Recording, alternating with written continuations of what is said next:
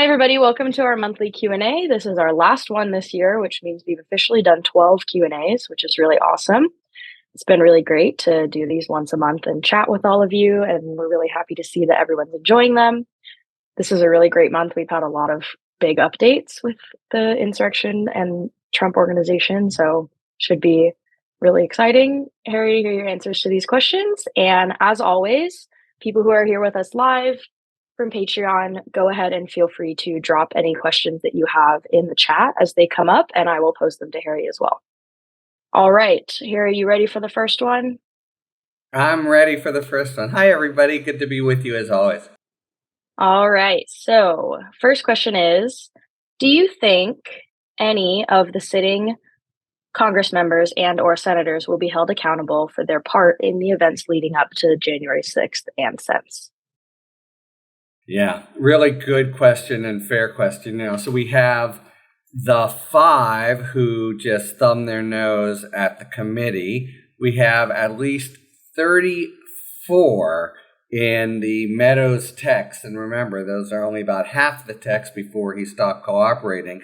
And we've seen those, and they're like urging all kinds of illegal conduct, including the one from the South Carolina guy who wants Trump to declare martial law, M-A-R-S-H-A-L law, on January 17th.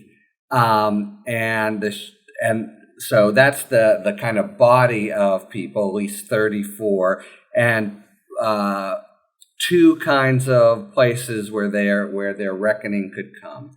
One would be in the Ethics Committee, and that's in Congress. And five of them are being referred to that, and they have no leg to stand on. They got subpoenaed. They simply said, stuff it. It's a plain violation of ethics, and nothing will happen to them.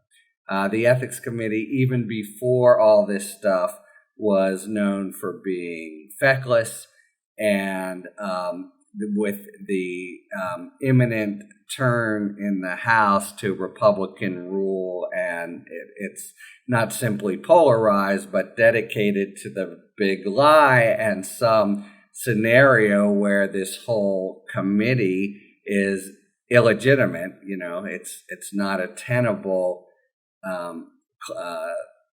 claim, but they're still going to do it. I just see that going nowhere. There's one person who I think may face a reckoning. That's Scott Perry of Pennsylvania. And that's because he is really implicated in the substantive offenses, because he is the guy who makes the bridge between Trump and Jeff Clark, the sort of DOJ putz, I think might be the word, Mandarin, you could say, or just medium-level bureaucrat who all of a sudden has dreams of being AG dancing in his head, put there by Trump. And all he has to do it is send a letter to Georgia lying to them and saying the DOJ has found fraud. And Trump, thinks if he can just do that, he could leverage all kinds of things and make the claim DOJ has found fraud. Of course, it was completely not just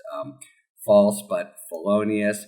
So he's somebody who I can imagine before the end of the day, the Department of Justice could hold accountable as part of their whole January 6th stuff. But the balance of them who absolutely deserve comeuppance will slide. Almost certainly nothing much or nothing really of any moment will happen to them. It's a shame. There's, the committee, when they dropped their, and remember yesterday was just a executive summary, there's so much there, and it's really clear that just learning the story is going to be huge.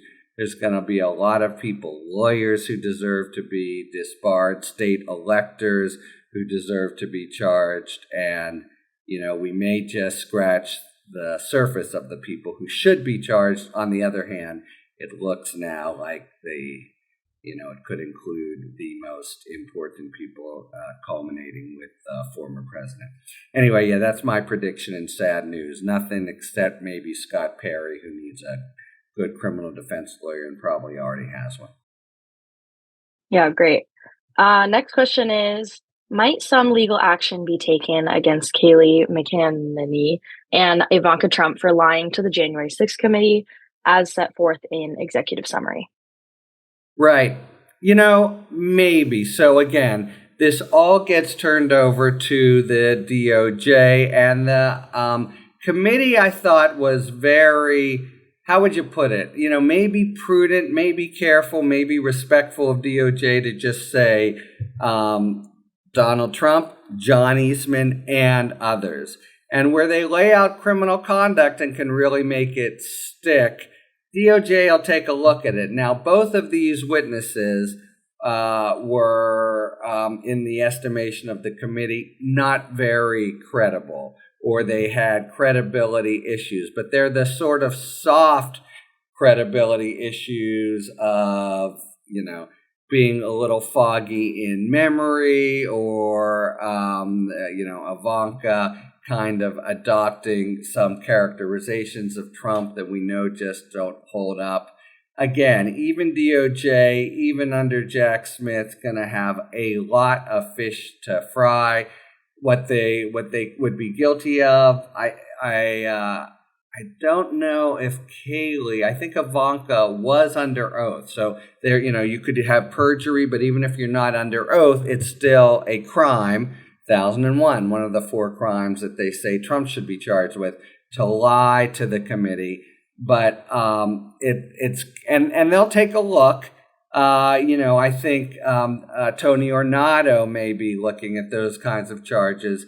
But my prediction is, again, so much to do, and that being a pretty tough charge, a kind of a soft perjury of the sort that happens every day. I think probably they won't be charged with a crime. And let me just repeat the point I just made. It's kind of ugly. This came up actually today when we learned that Cassidy Hutchinson was told by her lawyer, it's okay, say you don't recall, even though you do. That guy is in huge trouble, could well get disbarred now that it's come out. And yet the fact of the matter is, every day in courts all across the country, people proffer that they don't recall when they do. It's very difficult to go after them for perjury for that kind of statement. That's why they make it, even though it happens sometimes when it's really clear. So anyway, I would say both Kayleigh and Ivanka will be tarred with having not been credible. Ivanka, does she still want a political career? Maybe. Won't be good for them, but I don't see them facing criminal prosecution. Nice. That's interesting about the perjury point. Yeah. Next one is, what is the worst that will happen to the 4 Congress members referred to the ethical committee by the January 6th committee? Might depend on your view of the afterlife. But I think in this life and this Congress, I don't see them facing ethics charges. I don't see them facing. It's interesting you said 4, because there are 5. Maybe the 5th that they mean, that the questioner means, is Scott Perry, who I indicated might be in some hot water. Basically, I don't see anything happening to them criminally, but we're in a period where I think the tide is kind of definitively turning, and people, well, we're talking McCarthy, Jim Jordan, etc., who they're so committed to a kind of politics that I think is being pretty discredited. So, I could well imagine political costs, and of course, famously, McCarthy is in, all kinds of trouble trying to get to 218. But I think they're going to skate, and it's really a shame. All kinds of people, up to and including Trump, simply felt this was never the case like 10 years ago. A subpoena from Congress was a subpoena from Congress, like from DOJ. And one reason that it became weak is people cynically were able to realize they could work the system. And one thing about a Congress, it officially ends after 2 years. Now we're going to the 118th Congress. The 117th produced it, and they expire. And so, people learned how to sort of string it out. And with that came this real contempt. But, it's both the technically and kind of the real term for it. And it's, there's a broken system there. And one of the things when, saying government returns, there's going to need to be some way of really making congressional subpoenas be more forceful. For example, one of the proposals out there is to make courts, adjudicate them within a couple weeks, because look, 100% those guys needed to comply, and not just because it's Congress. I mean, this was the it's part and parcel of denying the gravity of what happened, that they could just, thumb their nose and pretend it was trivial, which, it's so patently false. So really a, betrayal of their country in a sense, not to actually participate in the official examination of what happened. All that said, though, they're going to get away with it. Yeah. Another sort of I wouldn't say similar... that on TV, by the way, but I'm more like on censored here. They're going to get away with it. Yeah. Sorry, Yeah. go ahead. Another similar question from Peter, who's here live with us. If allegations Congressman George Santos are true, can a criminal case be made for false reporting? Anything else? Who, if anyone in the public, has a legal remedy? What recourses, if any, does the GOP House have? Do you see anything happening to him in his seat? I'm sorry. So say it again. What allegations are we talking about? I didn't hear the name. George Santos. If they're true, well, you mean if he committed perjury? Well, ask Peter exactly what he's referring to. There's different stuff out there. Yeah. Because he's with us, right? Hi, how are you? Hi. Good. Oh boy, you are one handsome poodle, I gotta say. I've got to figure out how to get a real photo in there someday. But yeah. The article in the New York Times was such an eye opener. Things that he put out about himself that I would think, owners. Yeah. So is he? Is he? So let's see. I mean, is everyone familiar with it? So this guy appears, to be like, this isn't a little bit of resume padding. This is a guy who has just put out a fiction from top to bottom, made up where he went to school. He never went there. He was, in fact, he's got a criminal past somewhere in South America. He's just a complete rogue. There's no, I probably some of these things were, maybe he put in official forms, but basically, is it a crime to lie to the public and state a false resume? Sad to say, the last 7 years have made that pretty clear. No, it's just people, lie, and it would be, there's no crime out there to lie to the public, and so it happens all the time. Now, he is in a world of hurt. I haven't even followed it today. As of yesterday, he wasn't answering any of the questions. They didn't respond to the Times. The pressure is going to be enormous, and I can well imagine his having to resign, say, in short order, except it all goes into the dynamic now of the razor-thin House, and people know, he's a guy who, in addition to being a rogue about himself, is a rogue about his politics and has come out and become more Trumpy and the like. You can imagine there a lot of pressure in the Democratic caucus in New York trying to force him out and then have a special election and hopefully put a Democrat in and make McCarthy or whoever it is life even harder. But I don't see marshals knocking on his door. This was the first big expose, but it basically, if and a guy like him, you wouldn't be surprised if he does have a criminal past that's within the statute of limitations. But the short answer of is it against the law to make up a total crock, top to bottom, to the public? The answer is no. But go ahead. Yeah, follow up. Yeah. Is everyone aware of this story? It's mind bending. The Times went way big with it yesterday. Sorry, go ahead, Peter. No, there were some allegations that he may have had false information going into his financial campaign reporting.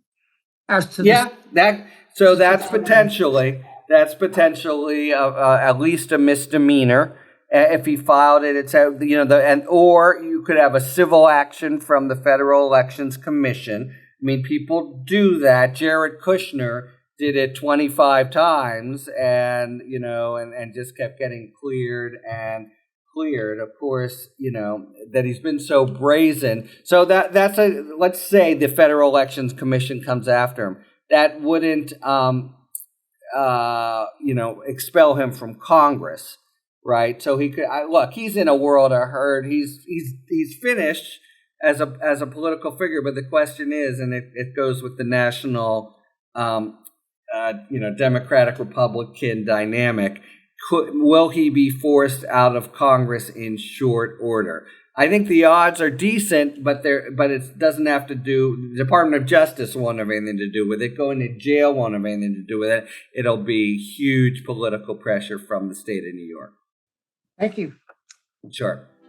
Hey, everyone. We're taking a quick break to ask you to take a second to like and subscribe. It's a quick thing that really helps the show. Thanks, and back to the video. Next one is with the former guy's second impeachment for incitement of insurrection, where the vote was... Say it a little slow. I don't know, Claude. I'm not hearing you so clearly. Say it again. Sorry. Yeah. With the former guy's second impeachment for incitement of insurrection, mm-hmm. where the vote ended up being yes 232, no 197. Wait, well, that was to maybe impeach the other way him. around. The conviction vote was 57 to 43. Yeah. Yeah. This person wants to know, isn't that enough to say he was convicted and exclude him from holding future office? Which you kind of just answered. There's a great question. And if you'll indulge me, I've been thinking about this a ton over the last few days, and I don't think people have tumbled to it yet. So, because some people on the call might not know about it, I'm gonna indulge myself. I've written about it before, and people maybe know it. 14th Amendment, Section 3 says, if you swore an oath to the Constitution and proceeded to engage in insurrection, which means, attempt to violently derail or overthrow the government, then you may not hold federal office in the future. And people are really excited or, focused on the prospect that could happen to Trump. But it's a big constitutional puzzle, what it takes to show that that's the case. And I've been having a big back and forth with Professor Lawrence Tribe, among others, about, what exactly is required. Because if you stop to think about it, first, let me answer your question. No, because he's accused. That was the impeachment, but that's like an indictment. And then 57 vote that he did it. And that is an acquittal under the rules of impeachment. So he's been found not guilty of that charge. So it wouldn't count. Okay, so what would count? Well, there is. Let's start with here.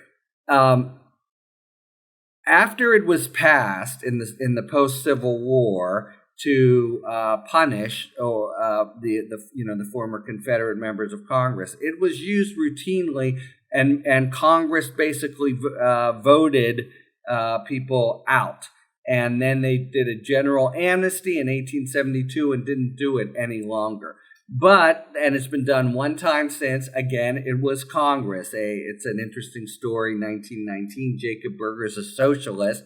He's elected from Milwaukee, which is a strong socialist tradition, actually. He goes to Congress. Congress says you can't serve here under 14.3, and he's ousted. He goes back. They do another election. He wins again. He comes back. They kick him out again. Anyway, that is some suggestion that it's Congress that would be the one that would make the determination that he has engaged in insurrection. And on Monday, I think in coordination with what they knew was happening on the January 6th committee, 40 Democrats introduced a resolution to find just that, to make this determination if they passed it. But take a step back. It's a little problematic to think that that Congress could, by majority vote, just say, you engaged in insurrection. Maybe it has to be that way, but maybe a court, say the Supreme Court, would find down the line that's not enough. Rather, you need what? A judicial determination? All right, so if that's so, if he is indicted for insurrection, and by the way, it was a surprise that they included this in the list of 4 on yesterday, and I think this is exactly what it's about. Jamie Raskin, constitutional law professor, referred to this expressly. So did Liz Cheney. It's the first step toward trying to invoke this clause, but it's a bit of a mystery. Could you have a court? Well, what about it sometimes will happen that somebody is in a state court, you just sue, someone's on the ballot, you just sue to knock them off and say they're not qualified. And that's what this is. It's a qualification for office. It's one of 3. It's like being 35 years old, being born in the United States. Could you go to a state court and say, I think Trump committed insurrection, and some local trial court in Manhattan or other socialist hotbed finds it? Would that suffice to execute the 14th Amendment? All right. What about if he's convicted, and charged? That's starting to look pretty strong. Of course, in some ways, that really is upping the ante, because that has to be beyond a reasonable doubt with all the criminal protections and the like, and a civil determination ought to be sufficient. Yet you can also imagine that even that, the Supreme Court would say at the end of the day, and hang with me, but that insurrection in the federal code is not the exact same as insurrection in the 14th Amendment, and therefore, since we know Congress can't add to qualifications that are in the Constitution, that didn't count. So, to my mind, and I think to Raskin's mind, they know that at the end of the day, this would go to the Supreme Court, and the prudent thing to do is get a congressional determination and some judicial determination, and an ideal one, at least of the latter, would be a criminal conviction. But nobody exactly knows, and it's going to become, I think the next couple of weeks, you're going to see people tumble to this and start talking about it. But that's my very long-winded, nerdy professor response. The short response to your question is no, for sure. An impeachment vote is just an accusation, and even the substantive vote counts as an acquittal. However, that 57 Republicans voted for it, you can see a sort of final resolution where Trump is facing criminal charges, and they make him essentially capitulate to both the insurrection and a vote in Congress and not resisting it. And 57 senators already. You could maybe get by the filibuster now with just a couple more. You can imagine the whole package being put together in a way that is enforceable. But it is right now kind of constitutional, untrod ground and really, really consequential stuff. Okay, was it Kalena? Was that too complicated? You're in law school now. What do you think? I was following. All right. That's really interesting. I never even thought about it that way It's before. really interesting stuff. Yeah. Okay. Next one is documents case. I've seen so many former government officials on TV say if I had even one document, I'd be in jail right now. Does it undermine the DOJ's case to be treating Trump so differently than anyone else would be treated by the extreme slow walking to indictment? No. Look, so first of all, what they say really is right. People who've been in government, it's like breathtaking. I had a pretty high security clearance. The documents that we're talking about, I sometimes wouldn't have access to. I wouldn't even know the name of the security clearance that they had. Others I might, but I mean totally in what you guys probably heard the term now, SCIF, secure compartmentalized, room. You leave your phone out. It is so serious. And people who mess around in just slight way, like, Jacob Berger, who stuffed a few documents down his pants. When government people are telling you that, they're saying, this is not like, not sitting for your ethics training. I mean, this is really, really serious. So what he did is so breathtaking. Look, it takes a while to put a case together, and the subpoena was served last May. And then the search warrant August, and I think they're moving with some dispatch. So, in fact, that claim is going to be, I think, at the end of the day, and it's already kind of, Garland has put in the marker for it. Anybody else, what makes this a more attractive and simple case from all the January 6th stuff? January 6th stuff is, the most scurrilous conduct by any president in the history of the country. But it's also so unique, sui generis, maybe political. Mar-a-Lago is clean because you have precedent, just volumes of it, knowing that you would be indicted for this. And I think the DOJ is going to rely on that in bringing charges, which I believe they will. So it's been, he's still jerking them around. They're still haven't found all the documents, etc. So I think they're moving with relative dispatch. I could see charges being brought March, say. There'll be a few signs that they're really, really getting close. But that's fast. If it weren't Trump and the whole political system, and we're so focused on what would happen in 2024 if he wins, would the whole thing go away? That it would otherwise take DOJ 18 months or whatever to build a case like this. That wouldn't blink an eye. So in that sense, I think though everyone is so understandably eager to make it happen already. They're really not. It's slow. They're not slow walking it relative to their normal practice. Yeah. Next one is, what's the worst that could happen to the 4 Republicans referred to the ethics committee by the January 6th committee? They could have ethics violations that could even include being expelled from Congress. Bob Packwood, you may remember, that was an ethics committee action. It was a very early Me Too case. So the ethics committee has certain powers, or there could be a finding of ethics violations, so a kind of black mark on them. But I've suggested that that could happen, but it won't happen, and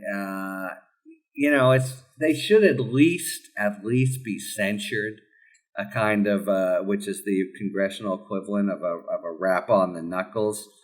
But they won't, because the entire power structure will be deeply committed to the whole notion that this is, as they're putting it now, a kangaroo court, and so you ignore the subpoena of a kangaroo court. It's an outrage. But anyway, it could be as much as expulsion from Congress. Yeah. Next up, This one is, can the public sue Trump as a class action because of the PTSD he created in us? They teach you in law school. You can. I think. Well, this is what they taught my parents. I think this is a little bit antiquated now, but you can sue the Pope for bastardy, but can you collect? So people bring suits all the time, but they wouldn't. And it's a good and funny question, but I think I'm thinking it's rhetorical. We're all like kind of PTSD'd, and the remedy is more exercise and more time with family. And if he wins in 24, going into moving as my family contemplates to out of the country, but no lawsuit, no class action for PTSD. I feel like that would have been a good Civ Pro final exam question. Go through certification for the exactly. PTSD class. Yeah. Next up is, do you think the January 6 referrals will impact the DOJ and Jack Smith? The short answer is no. And this guy, I think they did magnificent work. They really far and away set the gold standard for congressional investigations, and I think it was absolutely fitting and proper that they do the referrals. The first question where everybody gets on TV, but will the DOJ be? No, the DOJ will. The DOJ under Merrick Garland and Jack Smith will make their own independent determination. Look, I do think there's maybe a little bit for the department of just like, as for everyone, it kind of softens the ground in a way. With seismic yesterday, just to hear it and kind of Trump referred for and makes it all kind of more plausible. But the DOJ will be very moved by the mountains of evidence they're providing, lots of which, as best I can tell, the DOJ didn't have before. That part is huge. And I think it's super important that the committee did this for the country, for that, there are elected representatives, and they're, having done a really methodical, comprehensive, conscientious process, are coming out and saying not just he did bad things, he committed crimes, and they're absolutely qualified. Many of them are prosecutors anyway, but to hold it up and to make that judgment. So I think it's all totally not just kosher, but salutary. A good thing that they did it. And for DOJ, the evidence is huge. And maybe the thing, the point about Trump kind of a little bit makes it more real to them. But the question that's coming out, or repeatedly on TV, is, will the DOJ feel extra pressure or be more likely, independent of the evidence they get, by the mere fact that Congress referred it? And the answer for Merrick Garland's Department of Justice is no. They will exercise independent judgment. Yeah. Next up, if federal judges aren't expected to be political, why do all reports of rulings preface who appointed the judge involved? It shouldn't be a factor. Ideally, if I was not aware of or interested in politics, I would want the ruling, not the judge's political party. Would I be a person in a black and white vacuum and not a social media environment? Yeah. Look, it's a great question. And there's a few different ways of thinking about it. I mean, even in not a perfect world, but our world, a world where Eileen Cannons and such aren't appointed, it's a factor, but that is worth knowing. And as a litigant, I've done when you're actually going to appear before a judge, you want to know it, just because the law is subject to interpretation and different approaches. Judges have sympathies, and different parties appoint judges that tend to have different profiles, and all of them within professional parameters that are, dedicated to conscientious application of law as they see it. Okay, then there are, I'd say, still a minority of judges who, but Trump did make a kind of a specialty of this. I see him as having been, all these sort of testimonials to what a great deal maker and brander. He's always seemed basically an idiot to me. But he did a hell of a job. This is what his most successful area. It was really less he than Don McGahn and the Federalist Society, but they were really careful about the judges they selected. And it means that, you get an average generic, nothing about a judge except that it's Trump appointed or that it's Obama appointed. It's going to be meaningful. Now, it really should be meaningful only where there's room in the joints, not so much at a district court level. It's really true that most courts of appeal rulings are unanimous.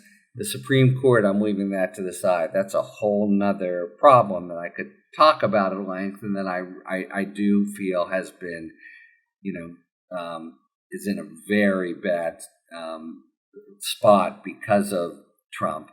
But basically, you're right that it shouldn't be the first thing you hear.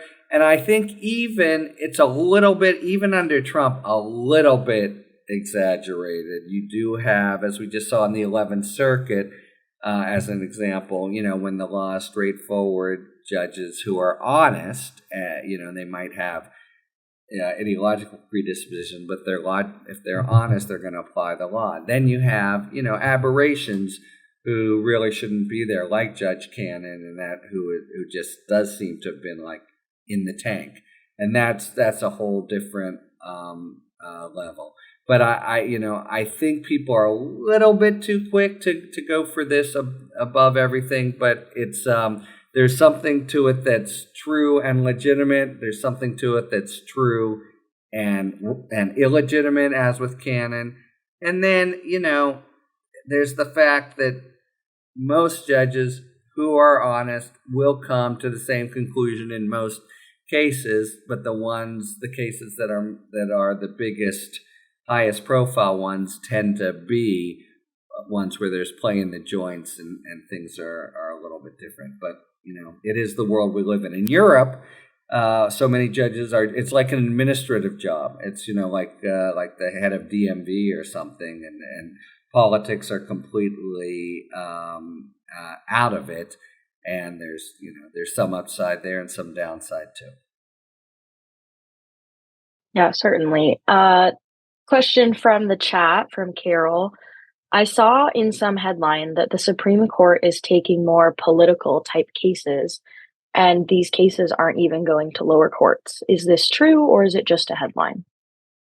I think what this means is the court has an ability, could do it any time, to reach down and take a case before judgment. It's called certiorari before. Now, the parties apply for it, and you have to make special showings. But and there's considerations of time, exigency, and the like. That's something the court does very rarely, but of late it's done 3 or 4 times now. It's the statistics are so spare, you can't know whether that's like a whole new trend or just a bizarre kind of constellation. But look, this court really is, and especially the conservative new majority, has been very unabashed about not just substantive but also procedural. Really taking advantage of their powers, but to make rulings prematurely, you could say, or before they have to. So I people like Steve Vladek, would more carefully evaluate the individual cases. It is a fact that's what's happening here, and I think that so. The question is well taken. You understand it.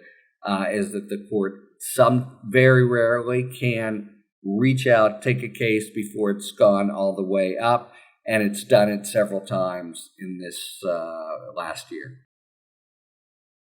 Yeah, great. Next one. I see all over the internet and even some elected officials advocating overthrowing the government. Where possible, I point out that we have laws against that. It seems to me if the DOJ started prosecuting 18 USC 2385 advocating overthrow of government, we could stop quite a bit of what's going on. Why hasn't or doesn't the DOJ arrest the people? Yeah. Well, so first we have the big counterexample in the last year. We have like today a seditious conspiracy trial, starting at Proud Boys, and we have the Oath Keepers and potentially Trump, and that's because what happened January 6th was so serious. Traditionally, they haven't. Because that statute in particular is really fraught with First Amendment. I mean, just to hear it, right? You can already hear that. It's just like such a kind of kissing cousin doing that, and political speech, including overblown political speech. So. Not only are there the constitutional concerns, but there's the practical concerns. So Stewart Rhodes basically said what defendants all the time say who are charged with insurrection or under 2385, which is a similar kind of charge. I was just gassing on. I didn't really mean it. Plus, it didn't come close. There's special First Amendment doctrines that unless you're really, creating a clear and present danger, it really could happen. You can't bring them. And DOJ has a very checkered record until this last conviction. It had been 1990 till they had, and including a debacle in 2010. Of trying to bring these charges, when these nasty swashbuckling insurrectionists, when they get in the dock, all of a sudden become I was just talking kind of guys. And in a robust democracy, you want people to be able to blow off steam that way. On the other hand, you not only don't want January 6th, you don't want to get within three steps of it. But the reason that they don't. They have, and they are now, but the reason they generally don't is because of so hard to prove First Amendment defenses and the idea that, even sincere speech under that statute that you maybe could prove is, going to be a roll of the dice. And it could actually kind of backfire to be too aggressive with it. Yeah. Another question from the chat. If you've had a chance to review it, what do you think of the January 6th committee's executive summary? Personally, I thought the intro was very gripping. It reminded me of the 9/11 report, but that some sections without the bullet point fact and quotes seemed a bit disjointed. Thoughts on what the final report might look like or on the stated video releases? Yeah, big. So, we'll find out tomorrow.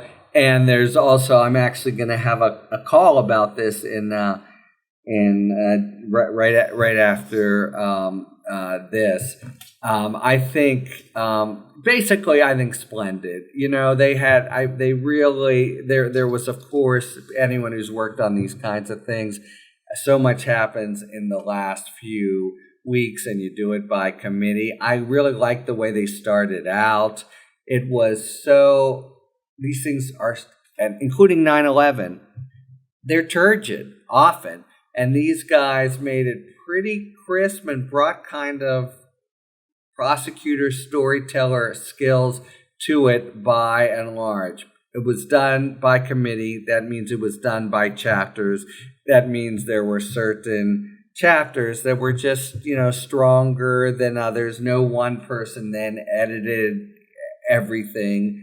And, 160-page executive summary is, you need an executive summary of that executive summary. But by and large, I thought they made it fairly gripping, story-driven.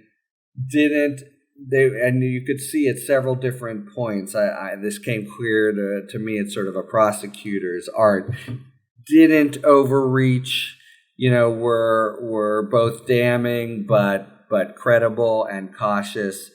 And, given the galloping pace that they put it together while doing their work and stuff, I think you got to cut them some breaks for pages that get, either less clear or less elegant. I think you're going to get a product tomorrow that'll be comprehensive, but much more bureaucratese and that kind of stuff. They focused on the executive summary. So I think, the phrase pretty good for government work. I would say this is excellent for government work. Nice. Next one from the chat. First Amendment is important in our democracy, but it also seems to be ruining our democracy with so many lies and hateful speech and misinformation. How do we reconcile this as a way of living in the future of America? Yes. I mean, that's it, right? The